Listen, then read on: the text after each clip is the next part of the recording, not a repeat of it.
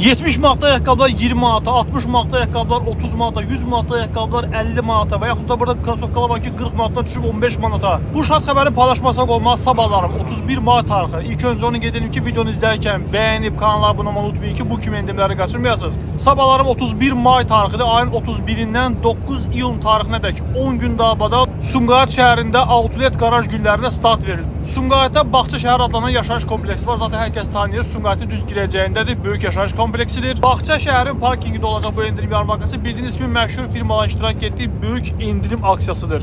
Hansı ki burada La Sagrada, Flo, Gizya, Adidas, İstiqbal, Rodrigo, Tudor, Flo və digər böyük firmaların iştirak etdiyi böyük endirim aksiyasıdır və qiymətlərdə gördüyünüz ki çox böyük fərqlər var. Hər il bildiğiniz kimi Gəncə şəhərində keçirilirdi, Park Bulvarda keçirilirdi. İndi isə Sumqayıtda ilk dəfə olaraq keçirilir. Outlet qaraj günləri 31 mart tarixindən start verəcək və 9 iyun tarixinədəkdir. Videoları izlərkən bəyənib kanala abunə olmayı unutmayın ki, bu kimi möhtəşəm endirimləri